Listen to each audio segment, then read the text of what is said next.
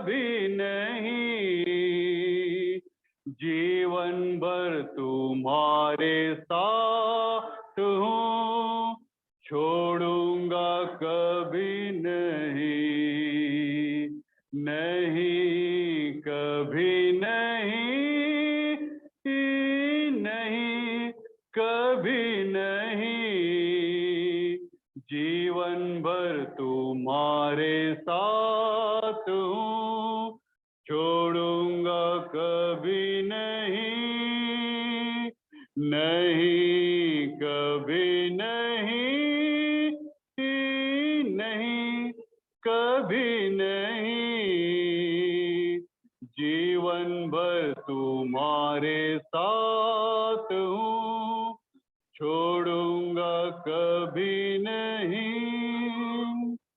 मृत्यु के दलदल में फंसते हैं जब पाँव, अपने भी भूल जाते, कोई समझता नहीं, अपने ही आंसू को जब भी पीते हम, उस घड़ी मैं हरदम साथ हूँ, छोड़ूंगा कभी नहीं, नहीं कभी नहीं,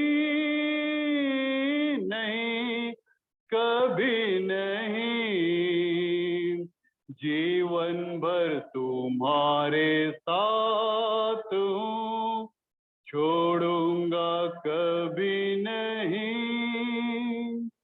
क्या जीवन के वीणा के टूट गए हैं तार, अपने गुनाहों के कीच में गिरते हो बार बार, ऐसा जब लगता है हाथ को थामेगा कोई नहीं, उस घड़ी मैं हरदम साथ हूँ, छोड़ूंगा कभी नहीं, नहीं कभी नहीं, नहीं कभी नहीं, जीवन भर तुम्हारे साथ हूँ, छोड़ूंगा कभी नहीं। क्रूस पर तुम्हारे दुखों को मैंने उठाया है,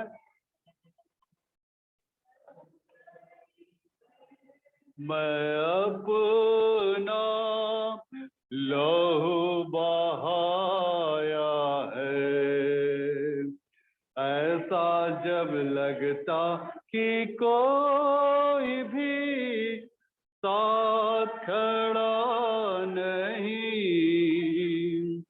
उस घड़ी मैं हरदम साथ हूँ, छोड़ूंगा कभी नहीं, नहीं कभी नहीं, नहीं कभी नहीं,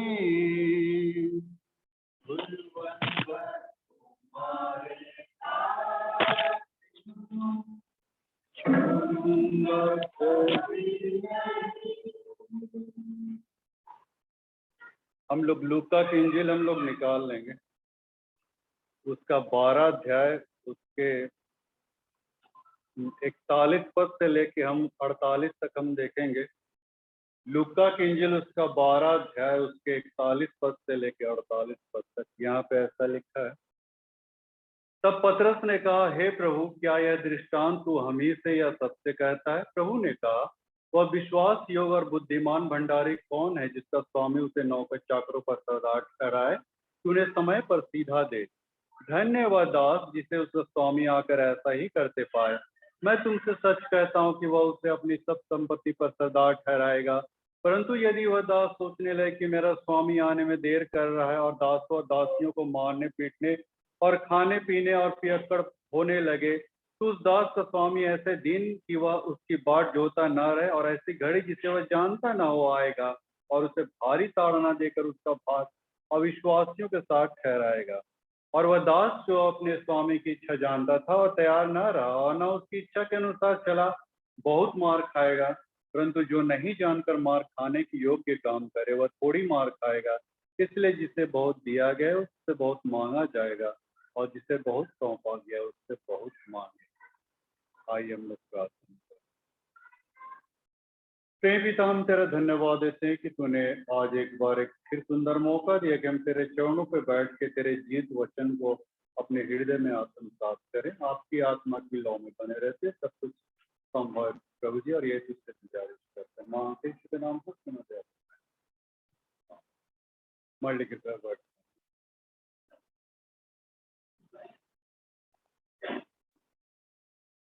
आज हम जितना गा रहे थे अपने लिए गा रहे थे। डरो मत मैं और क्या क्या गीत है, जितना गीत था सब मैंने इसी से रिलेटेड था। तो इसलिए रिलेटेड था क्योंकि एक घटना बता के तब शुरुआत करता हूँ। ये बांकुड़ा का घटना है। अभी हाल फिलहाल बांकुड़ा में महिला समिति का जब ये चुनाव हो रहा था, तो वहाँ पे काफी रोटी बेटी होने लग गया चर्च में। रोटी बेटी आप समझिए रहे होंगे, ये हमारे वोकेबलरी मिलता है। आदमी लोग ठीक है समझ रहे होंगे ना, जेंट्स तरफ ठीक है समझ। आप लोग रोटी बेटी तो आप लोग बेलना समझ रहे हैं। तो एक्चुअली वैसा नहीं, रोटी बेटी हो गया वहाँ पे, काफी चर्च में गामा गामी हो गया महिला समिति के और सेक्रेटरी खजांची के बीच में आपस में काफी मैंने नोक झोंक हुआ, तकरारें हुई। ऐसी घटनाएं वहाँ पे घटी। पादरी साहब, नाड़ू पादरी साहब भी बिल्कुल किम कर्तव्य मूड करे तो क्या करे भाई ऐसा। अब मैंने एक जन का, एक पार्टी का ये कहना है कि नहीं, जो मैंने इलेक्शन हुआ है, ये हुआ वो हुआ, इलीगल था। ऐसा करके मतलब एक पार्टी ने वहाँ पे अपोज कर रहे, इलीगली था, हैना था, देना था। वहां जाके अब मैंने नाड़ू पादरी बेबस लाचार बेचारा, क्या तो करे तो क्या करे। हालांकि वो टिकट ठाक लगभग किया था और थोड़ा बहुत तो देखिए सीएनआई कॉन्स्टिट्यूशन में पूरी रीति से मैंने एकदम सेम टू सेम, आप अगर कॉन्स्टिट्यूशन को पकड़िएगा तो नहीं चला पाइएगा फिर, क्योंकि बहुत सारे चीजों में है जो हमको छोड़ना पड़ जाता है या लिबरल बना रहना पड़ता है। नहीं तो अगर उसको सेम टू सेम एकदम क्लाउज और सेक्शन और ये और सबको अगर देख के चलिएगा तो आप भेड़ों को आप नहीं चला पाएगा। वो ऐसा टीम नहीं बन पाया, कमेटी नहीं बन पाएगा। तो थोड़ा बहुत इधर उधर हुआ भी होगा नाड़ू से, तो उससे कोई फर्क नहीं पड़ता है। अरे भाई, नियम कानून उतना बड़ा नहीं जितना कि हमको भेड़ों को समुचित दिशा में हम लोग को ले जाना ना, तो उसको ज्यादा देखना चाहिए। तो नहीं, ऐसा लिखल है क्लॉज पटकले, सब सेक्शन पटकले, ऐसा लिखल है वैसा ले। अरे भैया छोड़ो ना यार, कैसा लिखल है, हमको भेड़ों को कैसे ले जाना वो चीज सोचो। तो ऐसा सिचुएशन मतलब वहां पे हुआ है मित्रों। कहने का मतलब है कि नाड़ू साहब भी बिल्कुल बेबस लाचार, करे तो क्या करे, मैंने तो भी मैंने समझ में नहीं आ रहा था। तो मेरे भूमिका मारने का यहाँ पे क्या तुक है, मतलब है मित्रों, मैं ऐसे यूं ही भूमिका में नहीं डाल देता हूँ। आज का जंतरी पाठ के अनुसार अगर आप देखिएगा तो वहां पे एक विषय वस्तु आज दिया गया आज के जंतरी पाठ में कि पास्टर्स लोगों को कलीसिया में सावधान रहने की आवश्यकता है। इसीलिए मैं ऐसा भूमिका डाला। लिखा है पास्टर्स लोग को कलीसिया में सावधान रहने की आवश्यकता है। तो ये सावधानी हम लोग किस रूपों में हम लोग देख सकते हैं मित्रों, उसको हम लोग को थोड़ा जानना है। क्योंकि अंत का दिन है और अंत के दिनों में लोग बहुत ज्यादा क्या बोलेंगे, हेजिटेट, रिजिड और ऐसे बहुत सारी चीजों में आ सकते हैं मित्रों। माने लोग जल्दी सुनना पसंद नहीं करेंगे। नहीं, बाइबल का परमेश्वर क्या कहता है, इसमें आपको लिखता है दूसरा तीमुथियुस 4 अध्याय 5 अध्याय ऐसे कुछ में लिखता है, 4-5 अध्याय में लिखता है ना, अंत के समय में लोग खरा उपदेश सह ना सकेंगे। इस चीज को पौलुस ने भी कहा है। तो अंत के समय में लोग खरा उपदेश या खरी बातें या बहुत सारे ऐसी बातों को पचा पाना उनके लिए बेहद मुश्किल हो जाएगा। ये दूसरा तीमुथियुस 4 अध्याय के 3 पद में, क्योंकि ऐसा समय आए कि लोग खरा उपदेश न सह सकेंगे, पर कानों की खुजली के कारण अपनी अभिलाषाओं के अनुसार बहुत अपने लिए बहुतेरे उपदेशक बटोर। तो हम लोग जो पादरी लोग हैं तो कभी कभी इतना कठोर शब्द को हम लोग यूज भी करते हैं या बताते हैं, तो बहुत लोग उसको माने ले नहीं पाते। नहीं, पहले के जमाना में क्या था, पहले के जमाने में पादरी लोग को बड़े रिगार्ड दिया जाता था। नहीं, घूम के आया, अच्छा घूम के, गाँव में बोले तो घूम के माने क्या देवता या क्या होता है उधर गाँव का, इसे सब पादरी को बड़ी ये मानता है ना। जहाँ पादरी चल जाए गाँव देहात में, वहाँ पे एक तो मुर्गी हलाल होना ही होना है। नहीं, ये पहले के जमाना की बात कर, लेकिन आज का जमाना बिल्कुल पलट गया मित्रों। आज मतलब पादरियों को वो रिगार्ड या वो माने वो आदर नहीं मिल पाता है। माने पादरीगण जो मतलब अपने घर बार द्वार नौकरी चौकरी छाड़ के जो कुछ भी ये करके जो जो भी पादरी यहाँ पे आते हैं, जहाँ कहीं भी जाते हैं, उनको हम लोग कैसे रेस्पेक्ट दें, आदर करें, उनको उनकी बात माने। बाइबल क्या कहती है इब्रानी 13:7 में, अपने अगुओं की मानो। मैं नहीं कह रहा हूँ, सब बाइबल कह रही, मैं बाइबल से ही कहता हूँ। अपने अगुओं की मानो, 13 अध्याय के 17 पद में, अपने अगुओं की मानो, क्योंकि वो तुम्हारी सुधि करने के लिए, सुधि रखने के लिए तुम वो माने हमेशा तैयार रहते हैं। तो ये परमेश्वर का वचन इस रूप में यहाँ पे कह रहा है, तो अपने अगुओं की मानो। और बाइबल में आप देखिएगा नए नियम में यीशु मसीह ने एक बात कहा था कि मैं भेड़ियों के बीच में तुम्हें भेड़ों की नाई भेज रहा हूँ, है ना। इसीलिए तुम कबूतर की नाई भोले लेकिन सांप की नाई चतुर बनो। ये पास्टर्स लोग को बोला गया, हर पादरी लोग को परमेश्वर ने इस बात को कहा। मैंने आप लोग को हम भेड़िया कह रहे हैं तो मत समझिएगा। भेड़िया इस सेंस में बाइबल ये कहती है जो प्रभु से काफी दूर रहते हैं, जो उसके नजदीक में बने नहीं रहते हैं, जो उसके प्रति विश्वास नहीं रखते हैं, जो उसके प्रति उसका कोई ये नहीं है, उसको मैंने एक आम व्यक्ति के रूप में बाइबल रखती है, अविश्वासी के रूप में उसको रखा है, जो प्रभु की कोई भी ये महिमा नहीं करते, आदर नहीं देते, उसको कभी भी किसी किस्म से। तो ऐसे लोगों को अविश्वासी और ये भेड़िया शब्द यूज किया गया है। मैं नहीं यूज कर रहा हूँ मित्र, हमको ऐसा सुधार दृष्टि से मत देखिए, हम बाइबल वाली बात बोल रहे हैं ना। यीशु मसीह बोला कि माने कबूतर की नाई भोले और सांप की नाई चतुर बनो।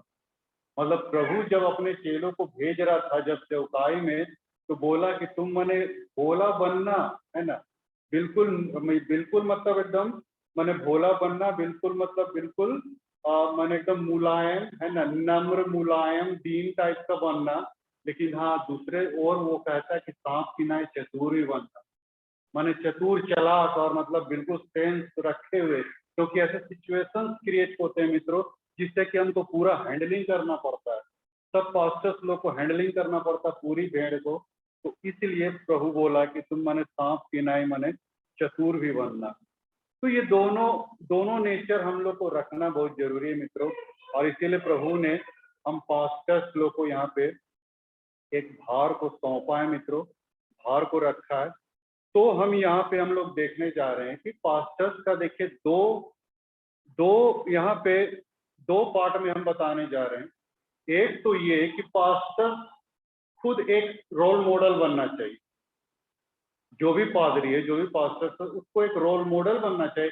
और दूसरे खंड में मैं बताऊंगा कि कैसे हम लोग अपनी भेड़ों को हम समुचित दिशा की ओर हम लोग को ले जाना है ना, उचित दिशा की ओर, है ना, अच्छे मार्गदर्शन की ओर। तो सबसे पहले तो हम देख रहे हैं कि सबसे पहले तो पास्टर्स लोग को रोल मॉडल बनना पड़ता है। नहीं, अभी हम जो यहाँ पे भाषण दे रहे हैं ना, आप लोग मने मन बोल रहे हैं अपन तो देख तो हैं ऐसा करके बोल रहे होंगे। नहीं, कभी कभी ऐसा भी बोलते हैं, नहीं ऐसा भी बोलते हैं। तो पहली बात तो ये कि हम लोग को एक रोल मॉडल, एक आदर्श बनना पड़ता है। माने जो वचन हम प्रचार कर रहे हैं उस वचन में हम कितने खरे हैं, ये चीज देखना बहुत जरूरी है। आजकल हम लोग बाइबल खोलते हैं तो सिर्फ प्रचार करने के लिए नहीं, बिल्कुल गलत है मित्रों। हम पादरियों के लिए प्रचार करना तो ठीक है, लेकिन सबसे पहले ये वचन हमें किस लिए दिया गया है, ताकि हम अपने जीवन को चेक करें, है ना, अपने जीवन को आंखें, हम अपने जीवन को इस रूप में देखें कि हम वचन में हैं भी कि नहीं है। याकूब 3:1 में लिखता है हम उपदेशक और भी दोषीदार ठहराए जाएंगे क्योंकि हम लोग उसमें उस वचन में स्थिर नहीं रहते हैं। देखिए मित्रों, बाइबल कह रही, मैं नहीं कह रहा हूँ। तो हम उपदेशक, हम पादरीगण और भी दोषीदार ठहराए जाएंगे अगर हम इस वचन में स्थिर नहीं है। तो एक विद्वान ने भी ये कहा है मित्रों, एक विद्वान ने भी कहा है कि सुसमाचार प्रचारा बाद में जाता है, पहले उसको जिया जाता है ना। सुसमाचार प्रचार बाद में किया जाता है, पहले उसको जिया जाता है। जिस सुसमाचार को हम प्रचार करने जा रहे हैं उसको हम जी रहे हैं कि नहीं, ये बहुत बड़ी बात है। यदि आप इस सुसमाचार को जी रहे हैं अपने जीवन में, उसको देख रहे हैं, इम्प्लीमेंट कर रहे हैं, लागू कर रहे हैं, तब आपका प्रचार प्रसार क्या होगा, दूसरों के बीच में एक बहुत बड़ा मतलब एक माने ये पैगाम जाएगा या उनके जीवन में एकदम हलचल मच सकता है। ऐसा माने पहले उसको जीना है मित्रों, है ना। ये एक शब्द मात्र नहीं है मित्रों, ये एक जीवन है जो परमेश्वर हमारे अंदर में पिरोना चाहता है, डालना चाहता है। और इसके अनुसार अगर आपका जीवन है तो आपके जो वचन होंगे वो एक प्रभावशाली होंगे, लोगों के बीच में एक अच्छा उसका मैसेज जाएगा। लेकिन यदि हम इसके अनुकूल नहीं है तब फिर वो माने प्रचार प्रसार हमारा बेकार हो जाएगा। तो परमेश्वर यहाँ पे पहले माने चेलों को जो तैयार किया यीशु मसीह, तो उनको सबसे पहले सिखाया पढ़ाया, ऐसा यूं ही नहीं भेज दिया मित्रों। हम लोग कभी कभी हम लोग सोचते हैं कि चलो हम परमेश्वर के वचन का प्रचार करेंगे, सुसमाचार और भेड़ों को संभालेंगे। ऐसा थोड़ी होता है। पहले उसको ट्रेंड अप किया जाता है, उसको ट्रेनिंग दिया जाता है, उसको पहले उसको सिखाया पढ़ाया जाता है। यीशु मसीह वही करते थे, खाली समय में बैठ के अपने चेलों को बुला के कुआं पर सबको मतलब दृष्टांत के माध्यम से बताते थे उसको, एंड बहुत सारी बातों के माध्यम से बताते थे, चेलों को ट्रेन करते थे। और कई जगह उन्होंने बोला भी कि बाबू अभी मत निकलो, यरूशलेम में टिके रहो जब तक कि आत्मा तुम्हारे अंदर में ना आएगा। जब आत्मा तुम्हारे अंदर आएगा तब तुम जाके प्रचार करना।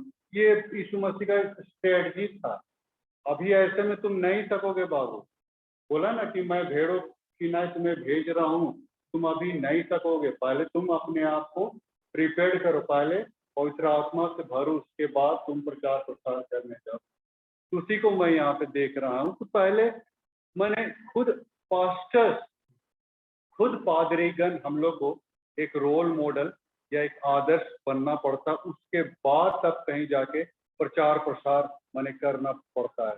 दूसरी बात है यहाँ पे कि पादरीगण जो है, हम लोग जो है कलीसिया में सावधान रहने की आवश्यकता है, और सही में सावधान रहने की आवश्यकता। अंत के दिनों में बहुत सारे ऐसे विरोध की बातें आएंगी मित्रों, जिससे कि मतलब पादरियों का मैंने क्या बोलेंगे, मैंने धज्जियां और मैंने उड़ने टाइप का हो जाती करते करते, है ना। हम लोग को बड़ी रोटी बेटी भी सुनना पड़ता है। मैंने कई हम लोगों ने पास्टेट में हम लोगों ने घूमा, लोहरदगा में भी एक तो लेडी, मैंने हमको एक बार गरिया दी। गरिया इसलिए दी थी क्योंकि वो स्कूल का ये था, इलेक्शन स्कूल का टीचर्स बहाली था, तो उसकी बहन को नहीं लिए, इसीलिए चर्च में अच्छा खासा सुना दी। सुना के तो चल गए, लेकिन जानते हैं उसका रिजल्ट क्या आया?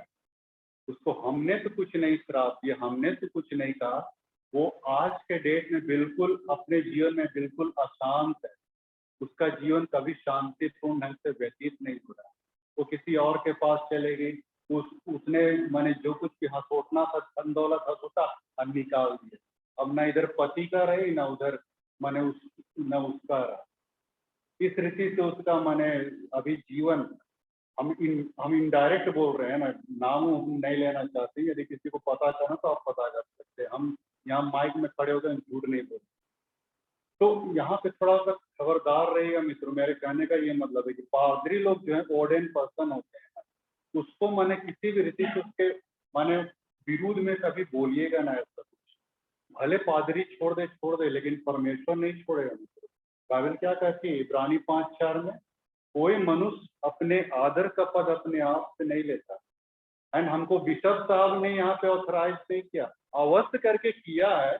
एक मानवीय स्तर पे हम कह सकते कि उसने मैंने लिखा पढ़ी सब कुछ किया, लेकिन हमको लाने वाला कौन है? परमेश्वर लाने वाला है मित्रों। इसको हम लोग थोड़ा सा हम लोग देख नहीं पाते हैं, और हम मनुष्य की ओर हम लोग देखने लग जाते हैं। नहीं, बाइबल कहती है कि कोई भी आदर का पद अपने आप से नहीं लेता, वो परमेश्वर की ओर से प्रोवाइड किया जाता है। तो परमेश्वर ने जो भी पोस्ट को प्रोवाइड किया है, तो उस पोस्ट का भी तो हम आदर करें, भले हमारा आदर ना भी करे चले भैया ठीक है, पोस्ट का तो आदर करें है ना, पोस्ट का जो सत्ता है, जो पादरी है, तो उसका तो आदर करे। तो उसमें भी हम लोग कई बार हम लोग चूक जाते हैं मित्रों। बाइबल में अभी हम लोगों ने क्या पढ़ा, अपने अगुओं की मानो। तो ये कहने का मतलब कि हम लोग अपने भेड़ों को भी समुचित दिशा की ओर हम लोग ले जाएं। तो आप लोग जब इंकरेज कीजिएगा, बूस्ट कीजिएगा, तभी तो हम लोग आगे ले जाएंगे। तो हम लोग कहाँ से ले जाएंगे? कई परिस्थितियों से देखिए पादरी लोग गुजरते हैं मित्रों। हाँ, उसका मतलब देखिए बच्चों के लिए खासकर बड़ा दिक्कत होता है, शिक्षा दीक्षा के लिए, क्योंकि उनका हमेशा ट्रांसफरेबल जॉब होता है। 3 साल 5 साल कहीं रहा फिर चला गया, उसके बच्चे बार बार स्कूल बदलते रहे, तो उनका पढ़ाई में तो बहुत लॉस हो जाता है ना, बहुत उसका कठिन परिस्थिति हो जाता है। पढ़ाई लिखाई के मामले में, मेडिकल के मामले में, और भी बहुत सारे मामलों में मैंने पादरीगण बहुत मैंने सफर करते हैं मित्रों। अब्राहम को भी देखिए कितना मैंने उसको सफर करना पड़ा, पीड़ा उठानी पड़ी। उसको परमेश्वर ने बोला एक जगह से दूसरे जगह तुमको जाना है, वहां पे तंबू तानना है, वहां पे तुमको बसेरा करना है। तो ये मैंने अगुओं का परमेश्वर के लोगों के अगुओं का कितना परेशानी झेलना पड़ता है बताइए। तो उसका पूरा कल्चर, संस्कृति, पूरा भाषा भाषी सब कुछ चेंज होते जाता है, उसको हर जगह के नए माहौल में ढलना पड़ता है। तो जब तक नए माहौल में नहीं ढलेगा तब तक भेड़ों को कैसे बताएगा, ये भी तो बात है। भेड़ों को समझना भी तो पड़ता है। अब कहाँ कहीं तो एक के साल में ट्रांसफर होते हैं। अरे भैया अभी तक हम भेड़ों को समझे ही नहीं है, तो हम उसको खाना क्या देंगे भाई, है ना? 1 साल तो भेड़ों को समझने में ही लग जाता, जब समझेंगे तब ना हम लोग खाना देंगे आप लोग को। आज भेड़े लोग क्यों भटक रही है? भेड़ों लोग को भटकने का कारण एक और ये भी है, हम अगुए लोग। हाँ, हम लोग कभी ये ना सोचे कि वो कलिसिया चला गया भेड़, वो कलिसिया चला, लेकिन चला क्यों गया इसका भी तो हम लोग को आधार ढूंढना पड़ेगा। इसलिए चला गया क्योंकि वहां उसको हरे पत्ते नहीं मिल रहे। हरे पत्ते किसको बोल रहे हैं, है ना? भेड़ों को हरे पत्ते, अच्छे वचन, अच्छे भोजन, ये वचन। जब ये वचन, ये हरे पत्ते जब भेड़ों को हम नहीं देते हैं, परोसते हैं, तो उस भोजन को तलाशने के लिए दूसरे कलिसिया में चल जाते हैं। नतीजा क्या होता है, वहां जाके वे और भी ये हो जाते हैं, उनका जीवन और भी मैंने कहना चाहिए ये डाइवर्ट हो जाता है, उनका और जीवन और भी खराब हो जाता है मित्रों। इसलिए जो कलिसिया में आप बने वही कलिसिया में बने रहे।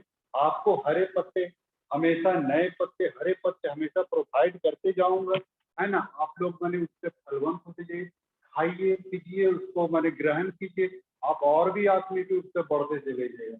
ये अगुओं का दायित्व है मित्रों, कि हम अपनी भेड़ों की सूधी इस रूप में ले रहे हैं कि नहीं। और अच्छा, कई बार बहुत सारे ऐसे प्रीचर्स लोग बाहर से आ जाते हैं और आपको मतलब ये करेंगे, चलो ना मेरा कलिसिया में चलो ना, ऐसा करके हाँ आपको टानेगा। हाँ, खबरदार रहिएगा मित्रों, है ना? टनाइएगा नहीं कभी। हाँ, आप तना रहे हैं इसका मतलब कि आपका विश्वास प्रभु में नहीं बल्कि उस पास्टर और कलीसिया में है, ऐसा भी हो सकता है। प्रभु देखना चाहता है कि आपका विश्वास कितना है, माने मुझ पर कितना है। हम लोग कितना विश्वास कर लेते हैं, फलानुआ पे विश्वास कर रहे थे और वो कलिसिया को उधार देगा। अरे भैया कौनो कलिसिया, कौनो पादरी, कौनो प्रचारक उधार नहीं देगा। आप जिस विश्वास में, उसी विश्वास में बने रहे भैया। है तो बहुत सारे ऐसे लोग, बाइबल कहती है, पौलुस भी कहता है, मेरे जाने के बाद तुम्हारे बीच में फाड़ने वाले भेड़िए आएंगे, तो उससे सतर्क रहना। तो सतर्क रहने का जिम्मा किसको है? पादरी को है, चरवाहों को, है ना? हम लोग को सतर्क करना है भेड़ों को। हाँ, सतर्क रहिए। बाइबल कहती है, ये पहला तिमुथियुस 4:1 को पढ़िएगा, वहां पे भी ये बात दिया गया है। पहला तिमुथियुस 4:1 में लिखा, परंतु आत्मा स्पष्टता से कहता है कि आने वाले समयों में कितने लोग भरमाने वाली आत्मा, दुष्ट आत्माओं की शिक्षाओं पर मन लगाकर विश्वास से बहक जाएंगे। ये अंत के दिनों का सिचुएशन इस रूप में होगा मित्रों। माने लोग बरगलाए जाएंगे, भटके जाएंगे, बहकाए जाएंगे। जैसे बहुत कभी बपतिस्म को लीजिए ना, बपतिस्म को बहुत ज्यादा लोग हाईलाइट करते हैं। बपतिस्म को जब तक तुम्हारा डूब का बपतिस्मा नहीं हो तब तक तुमको उद्धार नहीं मिलेगा, एक्सेट्रा एक्सेट्रा वाला सब बोलते हैं ना, हमको बड़ा ही लगता है। मतलब ऐसे लोग को फिर हमको आजकल पास्टर लोग नहीं चढ़ता। जब से हमको जाना है कि मेरा पुराना फीचर क्या था और अभी क्या है, प्रभु ने कैसे क्या बचा है, उसके बाद से नहीं करता। मैं तो यही कहता हूँ, जाके आप परमेश्वर से पूछिए ना, परमेश्वर से पूछिए खालकों को आपने उद्धार क्यों दिया। ये तो छिड़काव का बपतिस्मा लिए हुए, तो आपने मेरा उद्धार क्यों किया, ये सवाल आप परमेश्वर से जाके पूछिए। हम तो भैया ऐसे बोल उसको सबका सबकी अपना उपदेश का उपदेश नहीं, वो कहानी का संग्रह, उपदेशों का संग्रह जो है ना, उसमें गवाही लिखा उसको दे देते लो बाबू पढ़ो। अब आप जाके परमेश्वर से फरियाद कीजिए, उससे कीजिए, झगड़िए हमरा का, ऐसा करके हम बोल देते हैं। तो कहने का मतलब मित्रों, जब जीता जागता हम नमूना खड़ा है, नमूना मतलब परमेश्वर मैंने जब ये किया है, जब स्प्रिंकल मेरा हुआ, छिड़काव का बपतिस्मा हुआ, तो प्रभु ने फिर भी मुझे गुनाहों के दर्द से छुड़ाया। तो ये दूध का बपतिस्मा के चलते तो नहीं छुड़ाया ना, उसकी मर्जी से, उसका अनुग्रह से, उसकी दया थी, दया अनुग्रह उसकी होती है। तो ऐसे सिचुएशन लोग आएंगे मित्रों और आपको बहकाएंगे, बाबू तुम दूध का बपतिस्मा नहीं लिए, तुमको उद्धार नहीं मिला, खबरदार रहिए, भेड़ों को संभाले रहिए, विश्वास में बने रहिए। भेड़ों को ये सिखाना है कि आपका विश्वास परमेश्वर के अनुग्रह पे टिके रहे, आपका विश्वास यीशु के लहू पे टिके रहे, है ना। यीशु ने क्या किया, आप कितना कर रहे, क्या कर पाएंगे, कितना डूबेंगे, कितना ये कर, वो सब मतलब नहीं रखता। आप हमको ये सिखाना है कि यीशु मसीह ने आपके और आपके लिए कलवरी क्रूस पे किया, इस विश्वास में लोगों को बढ़ाना, ये सबसे बड़ा फंडा है। तो ये किसका काम है, पदरिया लोग का काम है। हाँ, पादरी लोग ये सब कुछ करेगा, भेड़ों को समुचित। देखिए कई बार हम ना कोई डिसीजन अपने ले लेते हैं। मैं माफी चाहता हूँ, मैं ज्यादा पंचायती नहीं करता हूँ, मीटिंग सीटिंग ये सब ज्यादा नहीं करता हूँ, बल्कि जो लेता हूँ डिसीजन, अब जैसे 25 सितंबर ये डिसीजन महिला समिति का नहीं था, ये मेरा खुद का डिसीजन था ना, 25 सितंबर को रखना है, क्योंकि उधर हम जानते हैं कि अक्टूबर में कुछ नहीं मिलेगा, ये नहीं मिला, वो नहीं मिलेगा, है ना तेना दुनिया भर का। और मेरा प्रोग्राम भी बहुत है, ऊपर से मैंने इधर दुर्गा पूजा, दशहरा, ये दिवाली, अच्छा सा बहुत सारे कुछ मिलेंगे नहीं। और मेरा भी बहुत सारा प्रोग्राम है, घरैया प्रोग्राम, फिर इधर कैंडल सर्विस भी आने वाला, अक्टूबर में लास्ट में शुरुआती दौर में कैंडल सर्विस रखेंगे। इसलिए सारी बातों को देखते हुए हमने 25 सितंबर को नियुक्त किया। तो मेरा कहने का ये मतलब है, मैं ये कहना चाहता हूँ मित्रों, कभी कभी मैं डिसीजन कभी अकेले ले लेता हूँ, तो आप लोग इसको ईगो में कभी मत बनाइएगा मित्रों। कोई भी विंग तो है ना, संडे स्कूल, यूथ और महिला समिति या सहज समिति, कोई विंग, तो आप लोग इसको ईगो में मत लीजिएगा मित्रों। हाँ, अगर मेरे डिसीजन से कलीसिया को ठोकर पहुंच रही है, या कलीसिया मैंने कलीसिया को मैंने क्या बोलेंगे, वो मतलब गलत दिशा की ओर जा सकती कलीसिया मेरे डिसीजन से, तो आप उसका अपोज कर सकते हैं मित्रों। लेकिन मैं जब भी कोई डिसीजन लूंगा तो आपके भलाई के लिए लूंगा, कलीसिया के उत्थान के लिए लूंगा। अदरवाइज मैं कभी भी ऐसा डिसीजन मैं नहीं लेता हूँ। इसको हमेशा देखिएगा मित्रों, इसको कभी भी ईगो में हम लोग को नहीं लाना है, क्योंकि पास्टर्स और भेड़ों का एक ट्यूनिंग होना बहुत जरूरी है मित्रों। ट्यूनिंग नहीं होगा तब तक हम लोग सब कोई नहीं चल पाएंगे ना। एक दूसरे के साथ हम लोग ट्यूनिंग को बनाए रखें, एक दूसरे के साथ कम्युनिकेशन को हम लोग हमेशा बनाए रखें, गैपिंग मत आने दीजिएगा, तब हम लोग सही रूप से पूरे कलीसिया को हम लोग संचालन करते चले जाएंगे। परमेश्वर ऐसे कलीसिया से बड़ी खुश होगा, है ना, बड़ी खुश होगा जब पादरी और मंडली लोग आपस में मिले जुले रहेंगे, है ना, एक दूसरे के साथ कम्युनिकेट करते रहेंगे, एक दूसरे के साथ मैंने मिक्सचर रहेंगे, ऐसा कहता है ना। लोहरदगा में मैं जब था, एक लड़का यूथ, मैं बैठा हुआ था बाहर आम पेड़ नीचे लोहरदगा कैंपस में आम पेड़ नीचे, एक यूथ आया, बोला कि पादरी साहब आप पहले पादरी हैं जिससे मैं इतना खुले रूप में रूबरू हो जा रहा हो पा, खुले रूप से मैं आपके साथ बातचीत कर सकता हूँ, दूसरे पादरी के पास तुम्हें खटकता भी नहीं, ऐसा बोलता है। तो वैसा वो क्यों बोलता, वैसा इसलिए बोला मित्रों, कभी कभी हम लोग पादरी लोग जो है ना, हम लोग एक आवरण बना लेते, हम पादरी हैं, है ना, आई एम रेवरेंड, रेवरेंड के भी खल्प हेन्ने रेवरेंड है, आगू पीछू सब जगह रेवरेंड रेवरेंड, है ना, तुम हो, हम हैं, ये जो सिचुएशन जो हम बनाते हैं अपने चारों तरफ के एटमॉस्फेयर, इसी के चलते पब्लिक क्या है, सटकती नहीं है। नहीं, पादरी लोग को भी ऐसा चाहिए। अभी पादरी लोग यहाँ नहीं है, नहीं तो हम तो खड़म-खस प्रचार कर देते। पादरी लोग के बीच में भी ऐसा प्रचार करते हैं कि पादरी लोग खबरदार रहे, कभी भी हम लोग ऐसा आवरण ना बनाए कि पब्लिक या मंडली हमसे सटने के लिए हम लोग माने दूर भागे या आने के लिए वो झिझके। मंडली आजकल आने के लिए पादरी के सामने झिझकती है। ये क्यों झिझकती? वही आवरण के चलते। मेरे चारों तरफ कोई आवरण नहीं है, कोई एटमॉस्फेयर ऐसा नहीं निकला। मैं बिल्कुल एकदम माने खुले रूप में माने लोगों के साथ मिलता हूँ। एक जगह हम देखने गए थे, एक पेशेंट को देखने गए थे, तो एक जन क्या बोलता है कि मिलिए आप अपनी मेंबर से। हम बोलिए मेंबर नहीं, मेरी दीदी है। हाँ, मेंबर शब्द यूज नहीं कीजिए। हम कभी भी मेंबर शब्द, हम हर एक को भाभी, भाई, छोटा बाबू, बड़ा बाबू, है ना, अंकल, ये दादी, नानी, ऐसा करके हम प्रयोग करते हैं। और जहाँ कहीं भी जाते हैं ना, हम लोगों को यही बोलते हैं कि भैया आप सर मत बोलिएगा, है ना।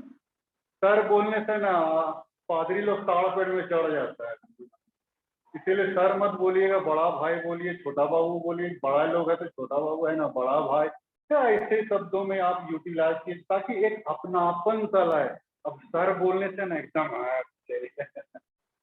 तेरी सर ले बेटा, हाँ? अरे नहीं भैया, हम और आप एक के बराबर हैं। हम सिर्फ पादरी कहाँ तक हैं, सिर्फ बेदी तक है। ओकरा बाद बेदिया के बाद तो हम मन एकदम फ्रीली हो जाते हैं, है ना, पूरा एकदम आप लोग के जैसा टाइप का हो जाते हैं। तो इसलिए होना चाहिए मित्रों ऐसा, ताकि हम क्या है, कम्युनिकेट कर पाए एक दूसरे के साथ, हम मन सहभागिता रख पाए एक दूसरे के साथ, हम करीब जा सके। प्रभु यही तो चाहता है, इसलिए तो प्रभु हमेशा उनके साथ बैठता था, उठता था, है ना, मताल लोग के साथ, पियांक लोग के साथ, और ये वो लमसम वेश्या लोग के साथ। बहुत सारा उसको टैग मिल गया था प्रभु का, अरे ये तो खाता पीता है ना, दुष्ट आत्मा इसके अंदर में, वेश्या लोग के साथ बैठता उठता है, चुंगी देने वाला, भाई दूर तेरी है चुंगी देने वाले, अपने लोग कितना धार्मिक बताए। तो वैसा कभी नहीं सोचना चाहिए। प्रभु देखिए सबको माने उठाता है, सबको बैठाता है, चलाता है भैया। तो वैसा नेचर हम लोग को भी रखना है, तब ना जाके हम लोग भेड़ों के साथ मिलजुल सकेंगे। तो प्रभु यही चाहता है मित्रों। तो प्रभु का कहने का ये मतलब मित्रों कि पास्टर्स लोग सावधान है, कलीसिया में अंत का दिन है, बहुत सारी ऐसी बातें होंगी, लेकिन हम लोग को बिल्कुल सतर्क, चतुर, चालाक, ये सब कुछ रहने का बात है। और जहां तक हो सके आप सच्चाई में चलिए मित्रों। इस सच्चाई में आप चलिएगा तो दुनिया की कोई ताकत हिला नहीं पाएगी। हाँ, इस वचन को आप पकड़े रहिए, आपको कोई अधिकारी हिला नहीं पाए, कोई ताकत नहीं हिला पाएगा। अभी थोड़ी दिन पहले ही अभी देखिए हम लोग का, खैर छोड़िए, अभी लेटेस्ट का ये बात है सब, 25 तारीख का है, 25 सितंबर वाली बात सब उठी थी। लेकिन खैर बात ज्यादा आया गया नहीं हुआ, लेकिन ये तो बहुत थोड़ा सा गलत हुआ, क्योंकि रानीगंज जैसा 25 तारीख को एजीएम रख दी। तो ये चीज मतलब अधिकारियों को देखना बहुत जरूरी है, क्योंकि अधिकारियों की ओर से ये रेगुलेशन निकाला गया था, जोनल स्तर पे ये होना चाहिए सारे प्रोग्राम। तो हम अधिकारियों के रूल्स रेगुलेशन को हम लोग बिगाड़ रहे हैं। अब जैसे रानीगंज, वो 25 तारीख को एजीएम रख दिया, वो लोग यहाँ पे नहीं आएगा। तो ये सारा चीज अधिकारियों के सामने गया था, सचिव साहब के पास, विजय साहब, बहुत और अधिकारियों के पास गया, लेकिन वे लोग एकदम शांत रहे, चुपचाप रहे, बोले कि छोड़ो, चलो तुम लोग तीनों पास्टर तुम ही लोग कर लो। तो ऐसा करना तो ये तो हमको सही नहीं लगा। तो कभी कभी हम लोग क्या होता है, अधिकारी लोग पब्लिक के दबाव में आके वो डिसीजन नहीं ले पाते, वो स्टैंड नहीं कर पाते मित्रों। और यहीं पे तो प्रभु देखना चाहते कि बेटा तुम कितना वचन में स्टैंड कर रहे हो। ये बहुत जरूरी है मित्रों। लोगों के भय और डर से हम अपने डिसीजन बदल दें, ये परमेश्वर कभी नहीं सिखाता। यूहन्ना बपतिस्मा दाता के विषय में यीशु मसीह क्या बोला था? तुम लोग क्या देखने गए थे उसको? हिलता हुआ सरकंडा? वो हिलता हुआ सरकंडा नहीं है। वो थोड़े बहुत मने पीड़ाओं में, दुखों में, कष्टों में, मुसीबत में, और जो भी ये सब आता है बैरियर्स, उसमें वो डिग जाने वाला, टल जाने वाला आदमी नहीं है। यीशु मसीह यूहन्ना बपतिस्मा दाता के विषय में बोला हिलता वो सरकंडा नहीं है, वो बहुत स्टैंड करने वाला व्यक्ति है। ऐसा क्यों बोल हिलता हुआ सरकंडा? यर्दन नदी के किनारे एक तो पौधा निकलता है, हिलता हुआ सरकंडा, हवा से वो इधर उधर हिलता है। तो वैसा टाइप का वो व्यक्ति यूहन्ना बपतिस्मा नहीं था, बिल्कुल खड़मखस सच्चाई पे चलने वाला व्यक्ति था। वो खड़ा हो जाता था, चाहे आम इमली कटहल सामने कोई भी हो, उसको डर भय नहीं लगता था। क्यों नहीं लगता था? क्योंकि वो वचन में एकदम बना हुआ है, क्योंकि परमेश्वर उसके साथ, परमेश्वर उसको कंट्रोल करेगा, परमेश्वर उसको मैंने ऑपरेट करेगा, परमेश्वर उसको सराउंडेड करेगा। मित्रों, तो हाल के दिनों में आपने देखा परमेश्वर ने मुझे भी किस रीति से कुछ सालों पहले सराउंडेड किया, कुछ रीति पहले। तो खैर उसको मैं दोहराना नहीं चाहता हूँ, लेकिन मैं कहना चाहता हूँ हम लोग वचन में स्टैंड करें मित्रों, वही समय आपका फर्क होगा। आप वचन का प्रचार प्रसार भरे कितना कर दे, कितना भी आप कह दे कि मैं वचन में बना हुआ, लेकिन आड़े वक्त में आपका मैंने वहां पे फैसला करेगा ऑन दी स्पॉट कि बाबू तुम इस वचन में कितने हो। वहीं पे आपका फैसला हो जाएगा कि तुम कितने पानी में हो। प्रभु बोलेगा। ये पौलुस क्या कहता है गलाती 1:10 में? मैं मनुष्यों को खुश करने के लिए नहीं, मैं परमेश्वर को खुश करने के लिए आया। मुझे मनुष्यों से आदर और खुशी की बात मुझे नहीं चाहिए। पौलुस कहता है अगर मैं मनुष्यों को ही प्रसन्न कर रहा होता तो आज मैं परमेश्वर का दास नहीं होता। तो हम मनुष्यों को दिखाने के लिए, प्रसन्न करने के लिए हम कुछ ना करें मित्रों, है ना। मैं भी तो ये इस बात को कहा ना, बिशप साहब अवश्य एक मैंने माध्यम है मुझे यहाँ तक लाने के लिए, लेकिन मैं हमेशा इसका सारा क्रेडिट किसको देता हूँ? परमेश्वर को देता हूँ। और जिस दिन हम सोचने नहीं बिशपे साहब हमारा पेट पलुआ आ रहा है, चलुआ आ रहा है, उस दिन से हम माने परमेश्वर से दूर हो जाएंगे, या फिर परमेश्वर को हम नहीं ज्यादा, तो हम ज्यादा तवज्जो हम परमेश्वर को देते हैं। सेकेंडरी में सारा जितना भी अधिकारी गण है, जो भी, वो लोग भी हाड़ मांस के बने हुए मनुष्य हैं, इसीलिए उतना हम ज्यादा माने क्रेडिट नहीं देते। ये सब अभी जाएगा ये सब, तो वो कुछ हमको कोनो भय डर नहीं रहता है। तो मेरा कहने का मतलब है कि परमेश्वर को अपने जीवन में स्थान दिए मित्रों, चाहे दुनिया इधर की उधर हो जाए, है ना। परमेश्वर को पकड़े रहिए। परमेश्वर ने आपको अगर बुलाया है, चुना है मसीह जीवन में आगे बढ़ने के लिए, तो आप हमेशा परमेश्वर को आप पकड़े रहिए, उसको कचकचा के दम पकड़िए ना, दबा के रखिए परमेश्वर को। और परमेश्वर आपको अवश्य, ये याकूब को देखिए ना, इसराइल नाम पड़ा, याकूब एकदम परमेश्वर को कचकचा के पकड़ ले था, उसको एकदम छोड़बे नहीं कर रहा था, है ना। परमेश्वर एक दूत के रूप में आया था। आप लोग सभी को जानते हैं याकूब का मल्लयुद्ध हुआ था परमेश्वर से, और तब कचकचा के पकड़ ले था। परमेश्वर उसको बोला आज से तू याकूब नहीं, तेरा नाम इजराइल रहेगा। उसी इजराइल से तो आज जाति बन गई मित्रों। इतना बड़ा परमेश्वर रिगार्ड दे देगा, हम लोग कह नहीं सकते मित्रों। तो घबराने की आवश्यकता नहीं मित्रों, परमेश्वर आपका सारा खिलाने पिलाने वाला परमेश्वर है। और हर पास्टर्स को सावधान रहना है कि हम कलीसिया को उचित दिशा की ओर हम लोग ले जाएं। तो परमेश्वर आप सबों को बहुत आशीष दे। आइए हम लोग दुआ में जाएंगे। प्रेम पिता, हम तेरा धन्यवाद देते कि तूने आज अपनी बातों को रखने का मौका दिया। एक बार फिर से हम आज अपने आप को तेरे हाथ में सौंप दे रहे हैं। जो भी हमारे जीवन में दायित्व है, उस दायित्व को तू उठाने में हमेशा सहायता करना। जो भी प्रॉब्लम क्रिएट होते हैं, उनको हर एक पास्टर्स को तू टेकल करते रहना पिता, ताकि हर पास्टर तेरे नजदीक में बने रहते हुए उन सारी बातों को, उन सारी सच्चाइयों को अवगत कर पाए जो वचन के माध्यम से निकलता है। हाँ प्रभु जी, हम सारी महिमा में तुझे आदर और महिमा देते हुए छोटी सी दीन प्रार्थना यीशु के नाम से मांगते, सुनो जैसे। हम लोग सीधे गीत गाएंगे और इस गीत के समय हम लोग दान चढ़ाएंगे।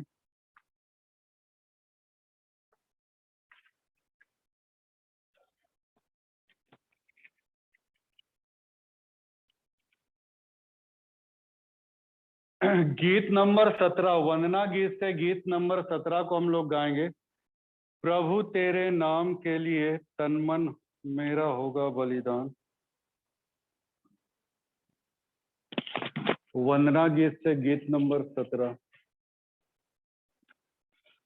प्रभु तेरे नाम के लिए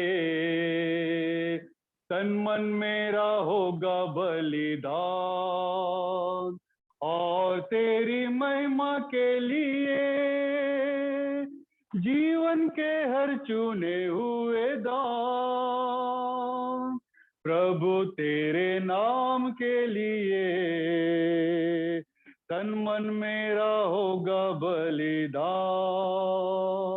और तेरी महिमा के लिए जीवन के हर चुने हुए दान। मेरे जीवन पर तेरा बड़ा ही उपकार, पापों से मुझे जो मिला है उद्धार। मेरे जीवन पर तेरा बड़ा ही उपकार, पापों से मुझे जो मिला है उद्धार। मेरा हृदय तेरा गीत गाता है, तूने मेरे जीवन का बदला है विधान। प्रभु तेरे नाम के लिए तन मन मेरा होगा बलिदान, और तेरी महिमा के लिए जीवन के हर चुने हुए दान। मेरे क्रूस पर दृष्टि जाती है, मेरे हर दुखों में जी बहलाती है। मेरी तेरे क्रूस पर दृष्टि जाती है, वही हर दुखों में जी बहलाती है।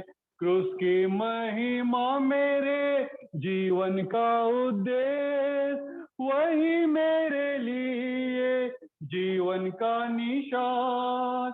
यीशु तेरे नाम के लिए तन मन मेरा होगा बलिदान, और तेरी महिमा के लिए जीवन के हर चुने हुए दान।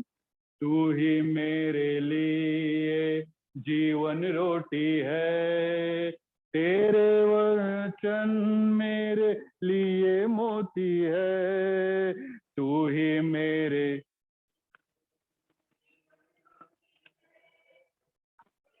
जीवन में मोती है, तेरे जीवन जल से है भरपूर। तूने जो बहाया क्रूस पर अपनी जान, प्रभु तेरे नाम के लिए तन मन मेरा होगा बलिदान, और तेरी महिमा के लिए जीवन के हर चुने हुए दान। प्रभु तेरे नाम के लिए तन मन मेरा होगा बलिदान। प्रभु तुम्हें आशीष दे, प्रभु तुम्हें आशीष। महिमा के लिए जीवन के हर चुने हुए दान, जीवन के हर चुने हुए दान, जीवन के हर चुने हुए दान। हम इस भेंट को और उसके साथ अपने आप को परमेश्वर की महिमा के लिए अर्पण करें। एक साथ इस खंड को कहेंगे। सर्वशक्तिमान परमेश्वर, जगत के सृष्टिकर्ता, सब वस्तु तुझसे प्राप्त होती है और तेरी संपत्ति में हम तुझको भेंट चढ़ाते। हम तुझ दान को रोटे दाकस किस भेंट अपने नाम की महिमा लोगों की भलाई के लिए प्रभु